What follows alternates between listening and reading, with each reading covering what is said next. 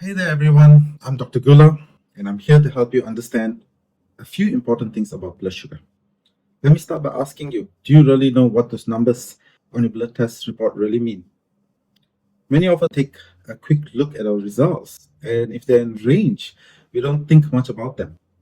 But here's the key: understanding these numbers can help you prevent diabetes before any abnormal results even show up in your health report. Stick with me for the next few minutes, and the information that I give you could make a big difference towards your health.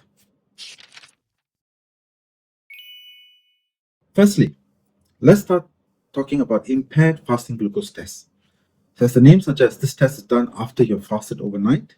You'll stop eating after dinner and you'll have your blood drawn the next morning. Since this is a venous blood test, it cannot be done with a single finger prick. You'll need to fast for about 8 hours, but drinking plain water is fine.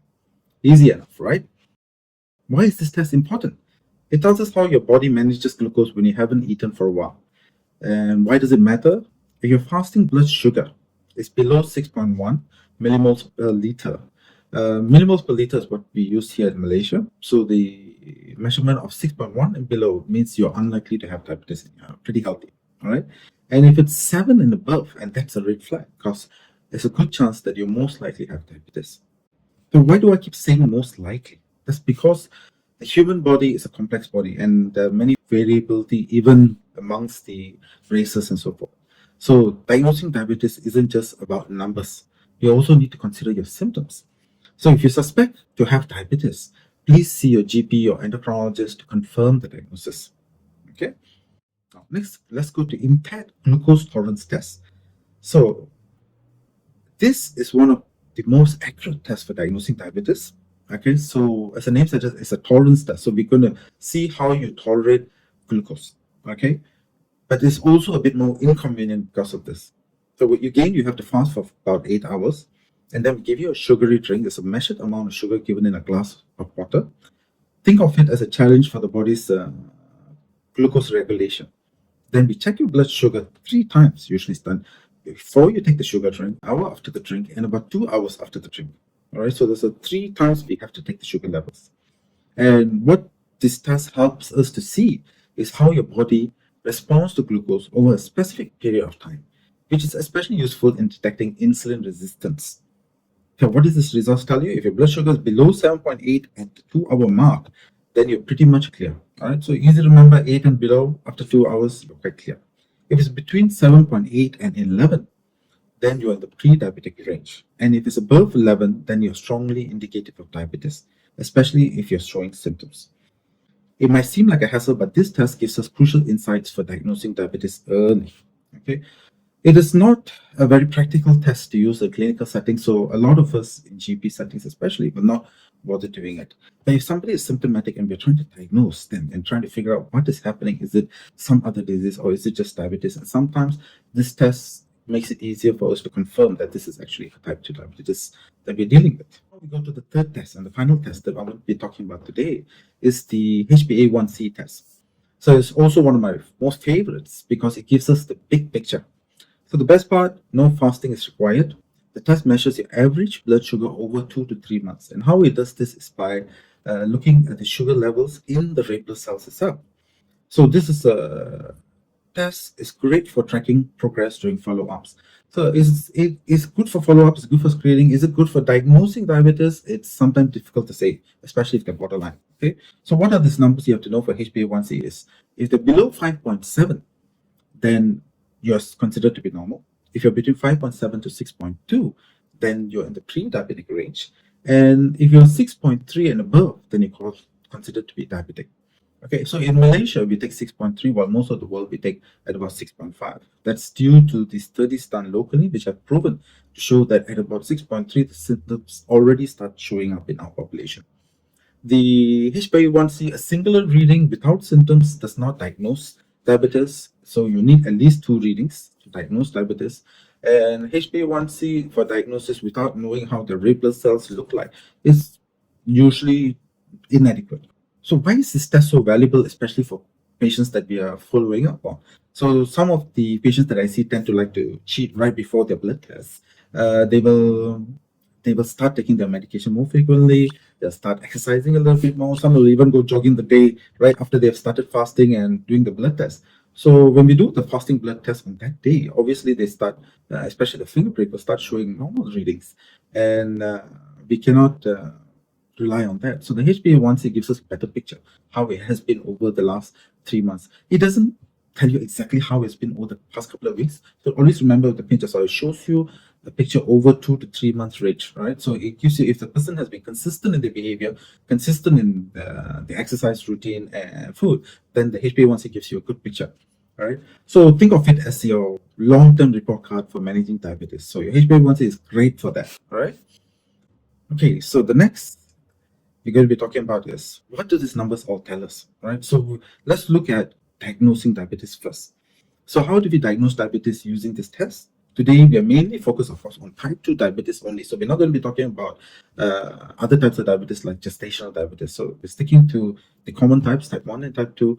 And fasting blood sugar, if it's 7 millimoles per liter or higher, and you have symptoms like excessive thirst, frequent urination, or constant hunger, you most likely have diabetes, right? And if you have a random blood sugar, a glucose tolerance test, if your blood sugar after 1 to 2 hours is above 11.1, that's a clear confirmation of diabetes. So for random tests, for glucose tolerance tests, it doesn't matter whether it's taken at fasting at 1 hour, 2 hours, anything above 11.1, you're pretty much sure you have diabetes. All right. So also remember the finger prick. The finger prick is about 12% less than the venous. So if you have about in your finger prick shows above 11.1, so it's a very high likelihood that you have diabetes, and you will then need to do the further test to confirm the diagnosis, right? The finger prick test, the devices themselves have a variability in reading up to 15 to 20%. That's why we don't simply use that for diagnosing diabetes, but they are useful aid for screening. So now we come to HbA1c. If your HbA1c is 6.3% or higher and you're symptomatic, then there's a good chance that you do have diabetes. All right. For diagnostic purpose, if it's above 6.3 and you're not symptomatic, then we will need at least 2 consecutive readings to diagnose you as diabetic. These numbers don't lie. When they confirm diabetes, it's time for action. Okay, I got a lot of patients who come and see me and they say, "Oh, doctor, Tara Masala, doctor, my sugar level all under control." And then I ask them, "What's it under control?" They'll tell me, "Kurang diabetes pro, doctor, tapa." Okay, so that doesn't work. All right. So once you're diagnosed, it's time for action. We need to control the high blood sugar levels quickly to reduce the risk of complication. All right. There's a famous study, it's a large scale progressive study which was called UKPDS, which showed that early treatment of diabetes has lasting benefits even if blood sugar control slips later, which means the first 5 to 10 years of diagnosing your diabetes is a golden period. You have to choose your targets. Your doctor will choose your targets of your sugar levels, and you have to keep those sugar levels within that range in order to reduce your chance of uh, getting more complications due to diabetes. All right. And did you know, right? Even for every 1% increase of HbA1c, your cardiovascular risk actually goes up by 20%.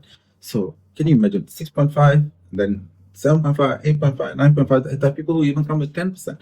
So the amount of risk that goes up 20% for every step, it's significant. Okay, so let's look at pre-diabetes. All right, I've left pre-diabetes for later because pre-diabetes is a larger population are actually pre-diabetic in Malaysia. Okay, so you're considered pre-diabetic if their fasting blood sugar is between 6.1 and 6.9, your HbA1c is between 5.7 and 6.2, and your 2-hour plasma glucose is between 7.8 and 11. All right, so now we're considered pre-diabetic.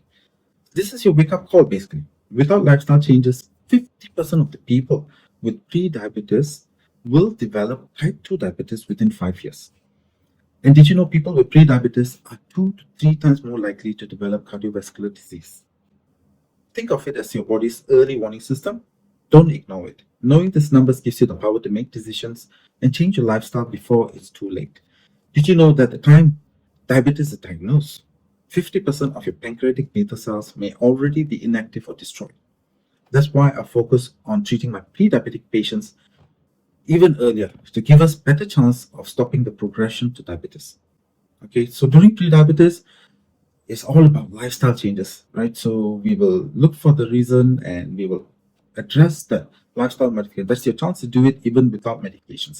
Because once your HbA1c has gone above 6.5, medications is the fastest way to get it under control. Because lifestyle modifications have not been proven to be very successful without good motivation. Once you're motivated, then yes, great. It's the best way to treat. But otherwise, medications do keep you under control while you do your lifestyle modification.